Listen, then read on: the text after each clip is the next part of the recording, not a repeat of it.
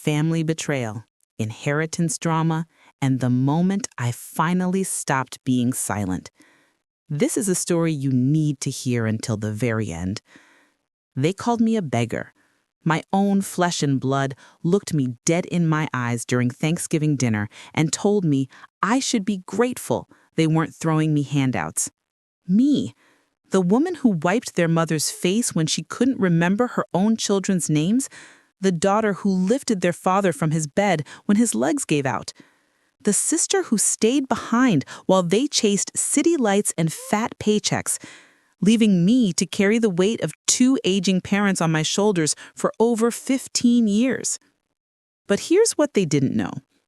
Every inch of land they were standing on, the house, the property, the rental home bringing in monthly checks, all of it was legally, completely, and irrevocably mine.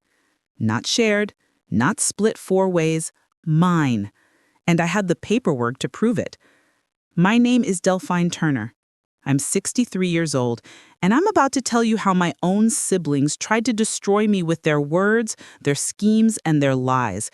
How they whispered behind my back, stole money meant for my pockets, and convinced half our town that I had manipulated my dying father into giving me everything. They painted me as a thief in my own home. But what they forgot, what they never bothered to understand, is that quiet women aren't always weak women. Sometimes we're just waiting for the right moment, waiting for the truth to speak louder than their lies ever could. Before I continue, I need to ask, where are you watching from right now, and what time is it there? Drop your location in the comments. Let me know who's here with me tonight, because this story is about to take you somewhere deep. And if you believe that loyalty should never be repaid with betrayal, hit that subscribe button and stay with me, because what happened next changed everything. I grew up in a small Alabama town where your last name meant something, where people remembered your grandparents, knew your parents, and watched you grow from a barefoot child running through red clay to a woman with responsibilities heavier than she ever asked for. My parents, Ernest and Margaret Turner, weren't wealthy by anyone's measure, but they were steady. Daddy worked with his hands his whole life, and Mama stretched every dollar like it was made of rubber. Together, they built something. 16 acres of land, a modest home with a wraparound porch, and a rental property on the edge of town that brought in just enough to keep the lights on. It wasn't a fortune, but it was ours. It was history. It was survival passed down through generations. I was the oldest of 4 children. After me came Regina, then Lawrence, then Tobias. And one by one, they left. Regina moved to Atlanta the moment she turned 18, chasing what she called opportunity. Lawrence went to Dallas, got himself a business degree, and started talking like he was born in a boardroom instead of a farmhouse. Tobias landed in Houston, always showing off something new, a watch, a car, a pair of shoes that cost more than cents. And me? I stayed. Not because I didn't have dreams. Lord knows I had plenty. But somebody had to be there when Mama's first stroke hit and she couldn't remember how to button her own blouse. Somebody had to be there when Daddy's knees gave out and he needed help just getting to the bathroom. Somebody had to drive them to doctor's appointments, pick up prescriptions, cook meals that met dietary restrictions nobody else bothered to learn. That somebody was me. For 15 years, I put my life on pause. I watched my siblings fly in for holidays with their designer bags and rented confidence, stay for 2 days, and leave before the hard work started again. They'd kiss Mama on the forehead, shake Daddy's hand, and promise to call more often. They never did. But I didn't complain. That's not how I was raised. You do what needs to be done, and you do it without asking for applause. Mama passed first. A final stroke took her in her sleep, peaceful and quiet, the way she lived. I was the one holding her hand when she took her last breath. I was the one who called my siblings with the news, and I was the one who planned the funeral while they argued about flight prices. Daddy held on for 6 more years, but losing Mama broke something in him that medicine couldn't fix. I watched the strongest man I ever knew become fragile, become dependent, become someone who needed me more than he ever had. I bathed him when he couldn't stand. I fed him when his hand shook too much to hold a spoon. I sat by his bed reading scripture when the nights felt too long and too dark.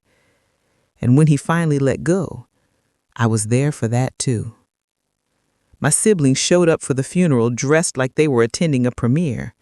Regina in her gold-rimmed sunglasses, Lawrence in his 3-piece suit, Tobias with shoes so shiny you could see your reflection in them.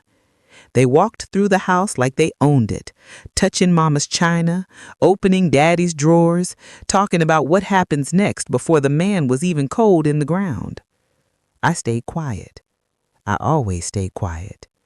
But then came the reading of the will. Daddy had worked with an attorney privately. Meetings I had driven him to, sat in the waiting room for, never once asking what was discussed. I figured whatever he decided was his business. He was a meticulous man.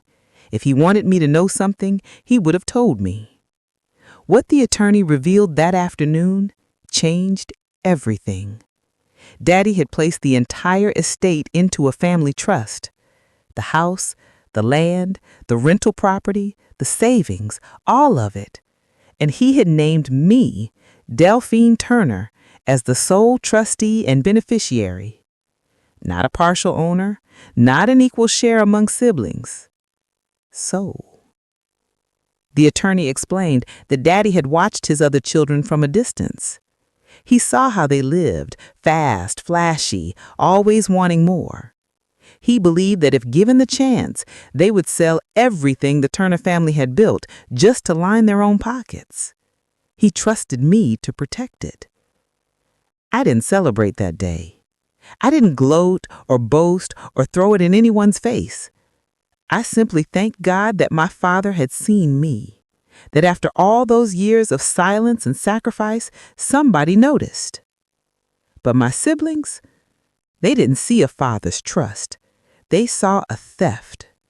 And from that moment on, they treated me like I had stolen something that was never theirs to begin with. The whisper started almost immediately. The side glances at family gatherings, the conversations that stopped the moment I walked into a room.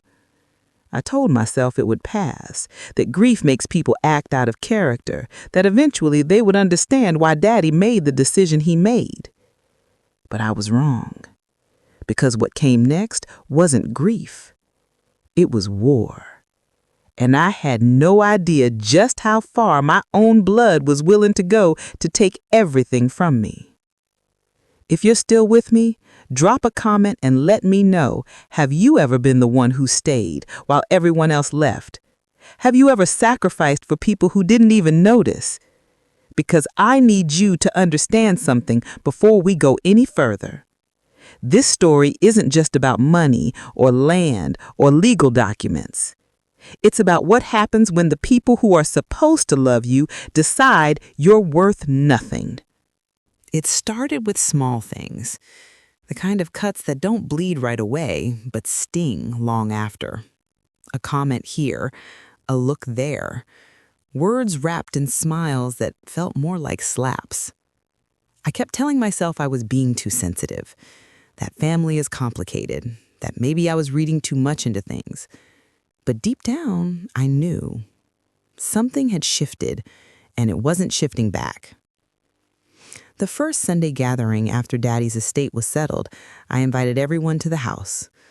I thought maybe breaking bread together would remind us that we were still family, that whatever disagreements existed could be set aside for the sake of what Mama and Daddy would have wanted. I spent 2 days preparing, cleaned the house top to bottom, cooked Mama's recipes from memory, her honey-glazed ham, her collard greens, or sweet potato pie. I set the table with her good china, the set she only brought out for special occasions. I wanted it to feel like home again. Regina arrived first, carrying some fancy casserole she barely seasoned. She walked in without saying hello, just looked around the living room like she was appraising it for sale. Lawrence came next, wearing a suit like he was headed to a business meeting instead of his sister's dinner table. He checked his watch 3 times before he even sat down. Then Tobias strolled in, phone pressed to his ear, talking loudly about some sneakers that cost more than my monthly grocery bill. He didn't acknowledge me until he needed to know where the bathroom was. I moved around the kitchen, finishing up the lemonade, trying to keep my spirits up, trying to remember that these were my siblings, my blood. That's when I heard Regina's voice float in from the dining room. Regina really thinks she's somebody now, walking around like she owned the place. My hand froze on the pitcher. Lawrence's voice came next, sharp and correcting. She does own the place. That's the problem. Then Tobias, laughing like it was the funniest thing he'd heard all week. She's lucky. If Daddy wasn't all sentimental, she'd be begging us for help. Begging? That word hit me like a fist to the chest. Begging? Me? The woman who hadn't taken a vacation in 15 years? The woman who gave up dating, gave up friendships, gave up any semblance of a normal life to make sure our parents were cared for?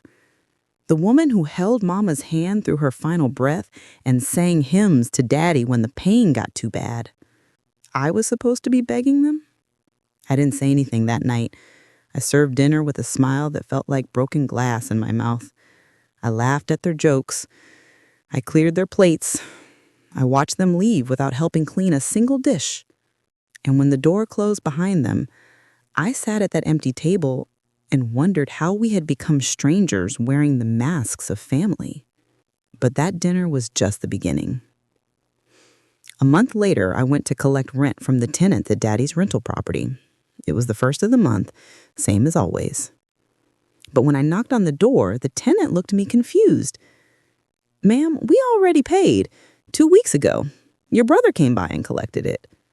My stomach dropped. Which brother? The younger one. Said you sent him. Tobias. I drove to his hotel that same afternoon. He was staying in town for some event, spending money like it grew on trees. When I confronted him, he didn't even flinch. You don't need that money like I do. You just sit in that house all day. No apology, no shame, not even a flicker of guilt in his eyes. I left without another word because I knew if I opened my mouth, I would say things I couldn't take back. But the hits kept coming. Lawrence, with all his business connections, had been making calls behind my back. I found out through a neighbor that he was trying to get the zoning changed on the land behind the main house. He had plans to sell it to a developer, without my knowledge, without my permission, without a single conversation. When I called him, he acted like I was overreacting. It's just business, Delphine. You wouldn't understand. Wouldn't understand? I understood perfectly. He wanted to carve up our family's land and pocket the profit while I sat there looking foolish. And then there was Regina. Sweet, smiling Regina, who had started a whisper campaign so vicious it made my head spin. She told neighbors I had manipulated Daddy when he was sick, told distant relatives I had isolated him from the family so I could change the will, told anyone who would listen that I was a thief who had stolen what rightfully belonged to all of us. People I had known my entire life started looking at me differently. Conversations stopped when I walked into the grocery store. Invitations to church events mysteriously stopped coming. I became an outsider in the town where I was born and raised. All because my sister couldn't accept that Daddy had made his own choice. I tried to defend myself at first, tried to explain that the trust was Daddy's decision, not mine, that I hadn't asked for any of it, that I had simply done what any loving daughter would do. But lies travel faster than truth ever could, and Regina's lies had wings. I spent nights lying awake staring at the ceiling, wondering what I had done to deserve this, wondering if maybe I should just give them what they wanted, split everything equally and be done with the fighting. But then I would remember Daddy's face, the way he looked at me in those final months, the way he squeezed my hand and said, "You're the only one I can count on, baby girl." He trusted me to protect what he built, and I wasn't about to let him down. But even with all that resolve, nothing could have prepared me for what happened at Thanksgiving. The night that broke me, the night that changed everything. Are you still with me? Because I need you to brace yourself for what comes next. If you've ever been disrespected by people who were supposed to love you, you're going to feel this in your bones. I should have known better than to invite them. After everything, the stolen rent, the secret land deals, the lies spreading through town like wildfire, I should have protected my peace and let that Thanksgiving pass quietly. But there was still a part of me, a foolish, hopeful part, that believed family could heal. That maybe sitting around Mama's table, eating her recipes, remembering the people who raised us, might remind them of who we used to be. So I sent the invitations, cleaned the house until it sparkled, spent 3 days cooking a feast that would have made Mama proud. Turkey with her special herb rub, dressing made from her handwritten recipe, macaroni and cheese with 4 different kinds of cheese, just the way Daddy liked it. Collard greens simmering with smoked turkey necks, sweet potato casserole with the marshmallow topping that took me back to childhood with every bite. I set the table with Mama's china again, polished the silverware, put fresh flowers in the center because Mama always said flowers made a table feel like home. I even pressed my good dress, the deep burgundy one I saved for special occasions. I wanted this to work. I wanted to believe that underneath all the money talk and property disputes, we were still the Turner children who used to catch fireflies in mason jars and fall asleep on Mama's lap during thunderstorms. They arrived like they were doing me a favor. Regina walked in without knocking, looked around, and immediately started criticizing. "You still haven't updated those curtains? Mama had those since the 90s. Lawrence came in, checking emails on his phone, barely mumbling a greeting before asking about the Wi-Fi password. Tobias showed up an hour late with a bottle of wine he clearly grabbed from a gas station on the way. But I kept my smile, kept my composure, kept telling myself that today would be different. It wasn't. From the moment we sat down, they treated me like I was hired help. "Regina, run to the store and grab more drinks. We're almost out." That was Regina, not asking, but telling, like I hadn't spent 3 days preparing everything she was about to put in her mouth. I went anyway, because I wanted peace more than I wanted pride. When I got back, Lawrence was waiting with another request. "Make sure you clean the guest rooms before we leave tomorrow. I noticed some dust on the nightstand." Dust on the nightstand. In rooms I had already cleaned twice. But I nodded, said I'd take care of it. Then Tobias waved me over like I was a waitress. "You got that extra gravy and maybe some more rolls? I know you ain't doing nothing anyway." Ain't doing nothing. I had been on my feet since 5 in the morning. My back ached. My hands were dry from all the washing and chopping and stirring. And he sat there in his expensive sneakers telling me I wasn't doing anything. I brought the gravy. I brought the rolls. I refilled drinks. I cleared plates between courses. I did everything a hostess does and more. And not one of them said thank you. Not one of them offered to help. Not one of them seemed to notice that I was running myself ragged while they sat there being served. After dinner, I started on the dishes. The kitchen was a mess. Pots stacked on the counter, grease splattered on the stove, gravy congealing on plates that nobody had bothered to scrape. I stood at that sink with my hands in soapy water, listening to them laugh in the living room, listening to them talk about their fancy lives and their big plans like they were somewhere better than the house that raised them. That's when Lawrence decided to deliver the blow that would shatter whatever was left of my patience. I heard him call my name from the other room. "Delphine?" Come here for a minute." I dried my hands and walked in, still wearing my apron, still holding a dish towel. They were all sitting there. Regina on Mama's favorite chair, Tobias sprawled on the couch, Lawrence standing by the fireplace like he was about to give a presentation. "What is it?" I asked. Lawrence folded his arms and gave me a look I'll never forget. It was the kind of look you give someone you pity, someone beneath you. "Listen," he said, his voice dripping with false concern. "We've been talking, and we want you to know that if you're struggling, you can just ask." I blinked. Struggling? With the house, the property, the expenses. He gestured around the room like he was doing me a favor by even mentioning it. "Your situation." Regina jumped in, nodding like she'd rehearsed this. "We're willing to help, Delphine. We're family. But you have to be honest with us about where you stand financially." I felt my pulse quicken. "I'm not struggling. The estate is fine. The rental brings in income. I manage everything just fine." Tobias snorted. "Come on, Del, you don't have to pretend. We see how you live." "How I live?" "I lived in the house I was raised in. I drove a reliable car I'd had for 12 years. I didn't buy designer clothes or take fancy vacations because I didn't need to prove anything to anyone." But they saw that as failure. They saw my contentment as poverty. Lawrence delivered the final blow with a smug smile. "All we're saying is, don't turn into a beggar. We're not going to give handouts forever, but we'll help when we can. Just don't let your pride get in the way." A beggar?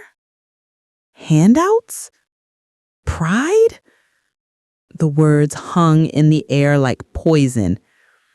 I stood there in my apron, dish towel still in my hands, and felt something inside me crack wide open. A beggar? After everything I sacrificed? After every sleepless night? After every meal I cooked for parents they couldn't be bothered to visit? After every diaper I changed and every doctor's appointment I sat through and every tear I cried alone because there was no one else to carry the weight? A beggar. The room was silent. Even Regina seemed to realize they had gone too far. But nobody apologized. Nobody took it back. My voice came out quiet, barely above a whisper. "Is that what y'all think of me?" Regina shrugged. Tobias looked at his phone. Lawrence cleared his throat and looked away. I nodded slowly, absorbing it, letting it sink all the way down to my bones. Then I turned and walked out of the living room. I went to Daddy's study, the one room I hadn't let them touch, and I closed the door behind me. I sat in his old leather chair, the one that still smelled faintly of his cologne, and I let the tears fall. But these weren't tears of sadness. These were tears of clarity. For years, I had bent over backward for people who saw me as nothing. I had loved them through their absence, defended them through their criticism, and welcomed them into the home they had abandoned. And they repaid me by calling me a beggar in my own house. Daddy's words echoed in my mind, something he told me a few months before he passed. "Baby girl, some people won't see your worth until you stop showing up for them. And by then, it'll be too late." I wiped my face, straightened my shoulders, took a deep breath. He had trusted me to protect this estate, to preserve what he and Mama had built, to keep the Turner legacy alive. But I had been so focused on keeping the peace that I had forgotten something important. Sometimes, protection requires confrontation. I made a decision that night. Sitting in Daddy's chair, surrounded by his books and his memories and his faith in me, the disrespect was going to end. Not tomorrow, not next month, not when they decided to act right. Now, I was done being quiet, done being overlooked, done being the family mule who carried everything while they carried nothing but judgment. They wanted to call me a beggar? Fine. I would show them exactly what this beggar owned, and they would never look at me the same way again. Stay with me, because what happened next at that family meeting, the one I called 2 weeks later, is the moment everything changed. And trust me, you're going to want to hear every single word. 2 weeks after Thanksgiving, I made my move. I called each of my siblings personally, told them there was important family business to discuss, told them their presence was mandatory, told them to clear their schedules and be at the estate by Saturday afternoon. Regina huffed about rearranging her spa appointments. Lawrence complained about missing a golf game. Tobias asked if he could join by video call. I said no. This had to be in person.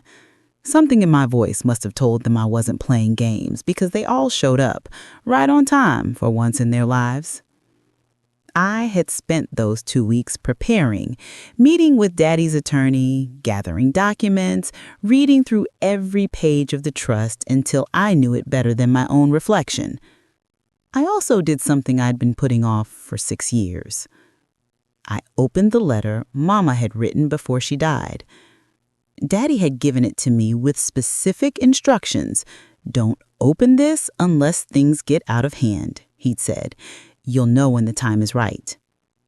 The time was right. But I'll get to that letter in a moment. First, let me tell you about the meeting.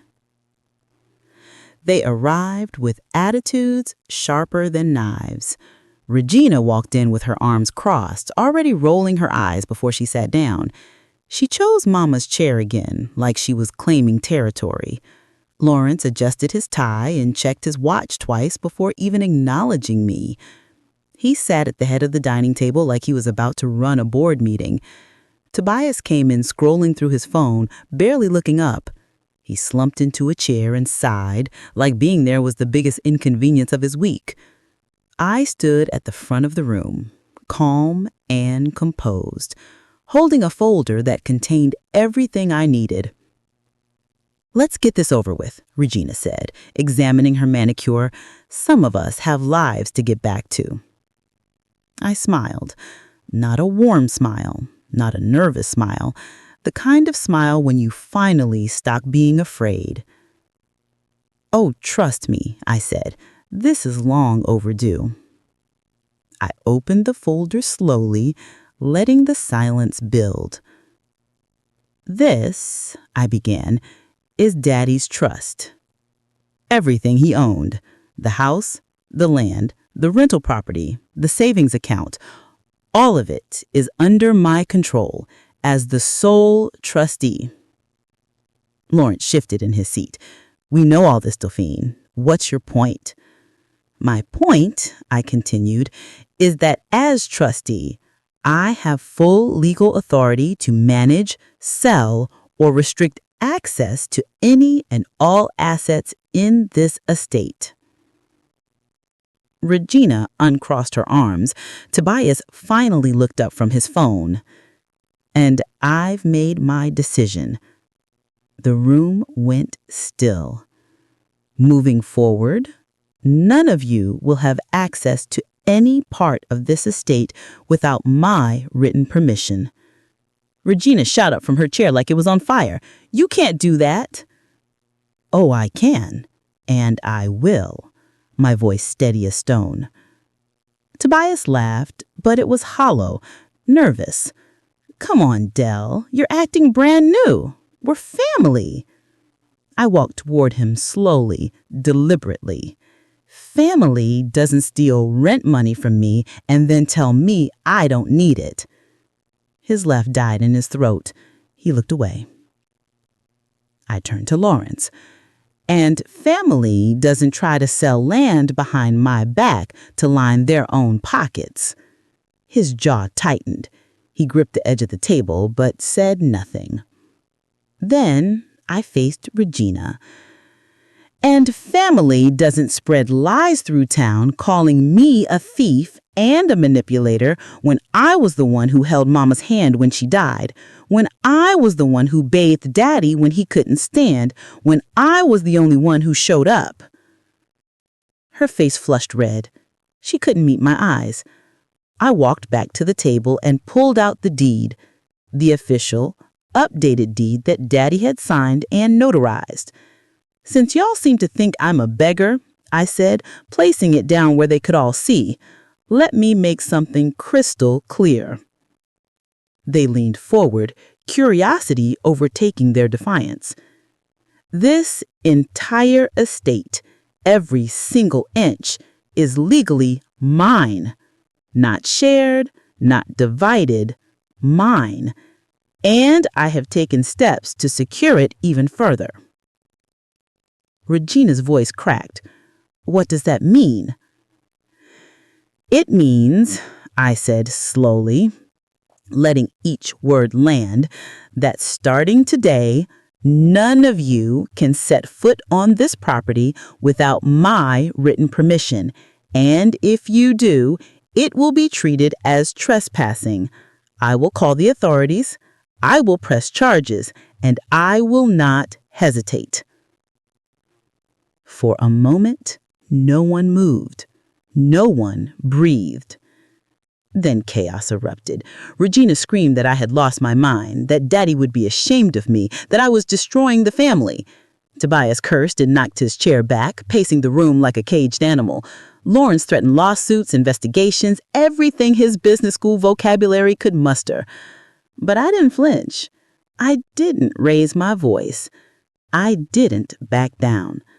I simply stood there and let them rage. Because for the first time in my life, they were seeing me. Not the caretaker, not the quiet sister, not the one who cleaned up their messes and asked for nothing in return.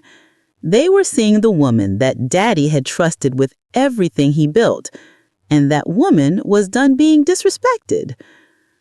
When the shouting finally died down, when they had exhausted themselves with their tantrums, I pulled out one more envelope from my folder. "Before you leave, there's something else you need to hear." Regina wiped her eyes. "What now?" "This is a letter from Mama. She wrote it before she passed. Daddy gave it to me with instructions not to open it unless things got out of hand." I paused, letting the weight of those words settle. "I'd say we're there." I unfolded the letter carefully. Mama's handwriting, shaky but unmistakable, stared back at me. I read it aloud, my voice steady even as my heart ached. Mama's letter wasn't long, but every word carried a lifetime of love and fear. She wrote about how grateful she was for me, how she watched me sacrifice year after year while my siblings drifted further away, how she worried what would happen to me after she and Daddy were gone. But then came the part that silenced the room completely. Mama wrote that she was afraid that once she and Daddy passed, my siblings, driven by greed and entitlement, would try to force me out of the only home I'd ever known. They would pressure me, manipulate me, maybe even take legal action to claim what they believed was theirs. She begged Daddy to protect me, to make sure that no matter what happened, I would have a roof over my head and land beneath my feet. And Daddy had done exactly that. When I finished reading, I looked up at my siblings. Regina had tears streaming down her face. Lawrence stared at the floor. Tobias wouldn't look at anyone. For the first time, guilt touched their faces. Not the defensive anger from before, not the entitlement or the accusations. Guilt, pure and heavy. But I wasn't finished. "There's one more thing," I said. They looked at me with exhausted eyes, wondering what else could possibly come. Daddy also left a hidden savings account. He instructed his attorney to give me access only if my siblings turned against me. I let that sink in. He knew. He knew this might happen, and he prepared for it. Lawrence swallowed hard. How much? I shook my head. That's not your concern. What matters is that it's substantial. Enough to renovate this entire estate. Enough to fix up the rental property. Enough for me to live comfortably for years without needing a single thing from any of you. The silence that followed was the loudest sound I had ever heard. Finally, Lawrence spoke, his voice stripped of its usual arrogance. So you don't need us at all? I lifted my chin and looked him directly in the eyes. No, I never did. I gathered my folder and walked toward the door. This meeting is over. I won't be serving dinner tonight. You can see yourselves out. And I left them sitting there, in the house they thought they deserved, on the land they tried to steal, surrounded by the legacy they almost destroyed. I walked out to the back porch, the same porch where I used to sit with Daddy and watch the sunset over the fields. I stood there breathing in the evening air, feeling lighter than I had in years. I had done it. I had stood up for myself, and I had honored the trust my parents placed in me. That night, I didn't cry. I didn't second-guess myself. I didn't wonder if I had been too harsh. I simply sat in Daddy's chair, held Mama's letter to my chest, and whispered a quiet thank you to the two people who had loved me enough to protect me, even from beyond the grave. The war wasn't over. I knew there might be more battles ahead, lawyers, accusations, attempts to contest the trust. But I was ready. Because I finally understood something Daddy had been trying to teach me my whole life. Your worth isn't determined by how others treat you. It's determined by how you treat yourself. And I was done treating myself like I didn't matter. Are you still with me? Because the story doesn't end here. What happened after that meeting, how my siblings responded, what became of our relationships, and the peace I finally found, that's coming next. But first, I want to hear from you. Have you ever had to stand up to family? Have you ever had to draw a line and say, no more? Drop your answer in the comments. And if this story is hitting close to home, share it with someone who needs to hear it. I didn't throw them out that night. Part of me wanted to. Part of me wanted to change the locks, burn their phone numbers, and pretend I was an only child. But that's not who I am. That's not who Mama raised me to be. So I let them leave on their own terms, gave them space to process what had happened, gave them time to sit with the truth they had been running from for years. But I also didn't chase them. I didn't call to apologize for standing my ground, didn't send texts trying to smooth things over, didn't invite them back for Christmas like nothing had happened. For the first time in my life, I let the silence speak.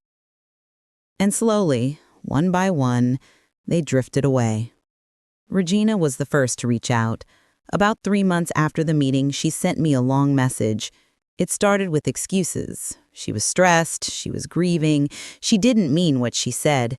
But buried somewhere in the middle was an apology. A real one. She admitted she had been jealous. Jealous that I had been there for Mama and Daddy when she couldn't. Jealous that they trusted me. Jealous that I had something she could never buy. Their respect.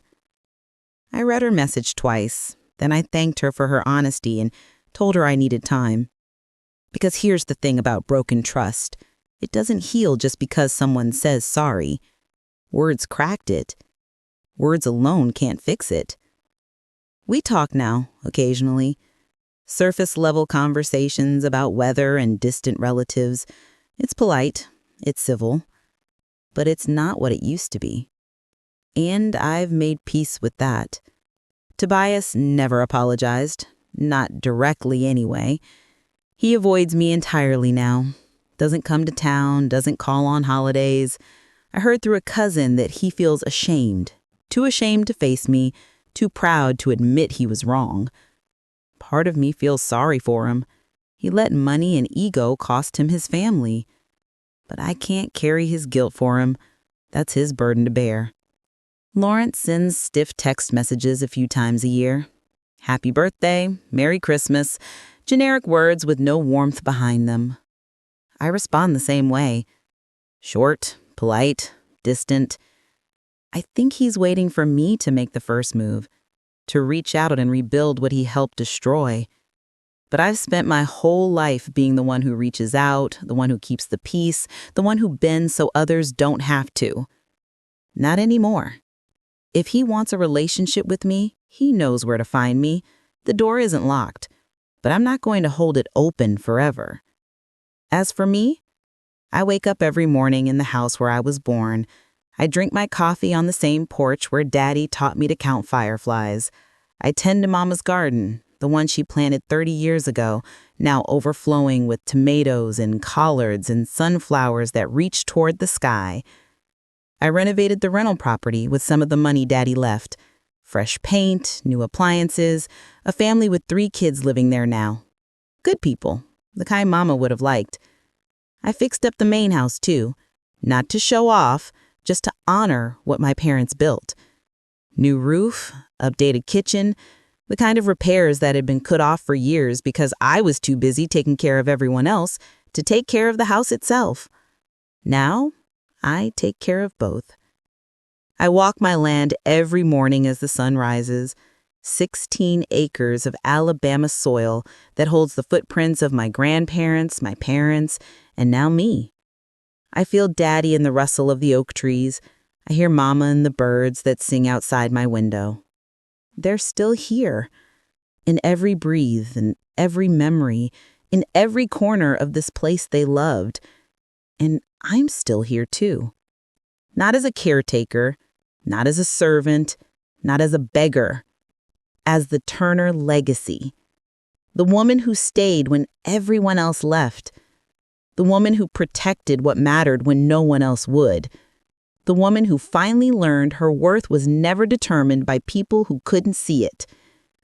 If you're watching this and you've ever been overlooked, underestimated, or made to feel small by the people who were supposed to love you, I want you to know something.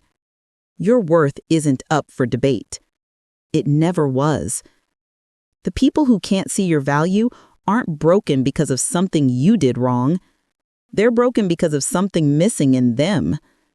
And one day, when you stop performing for their approval, you'll find a peace that no amount of money or property or apologies could ever buy. I found mine, and I pray you find yours too. Thank you for staying with me through this entire story. If anything I shared today touched your heart, I need you to do something for me. Hit that subscribe button if you haven't already. Turn on notifications so you never miss a story like this one. And most importantly, share this video with someone who needs to hear it. Someone who's been carrying weight that isn't theirs. Someone who's been made to feel small by people who should have lifted them up. Someone who's forgotten their own worth.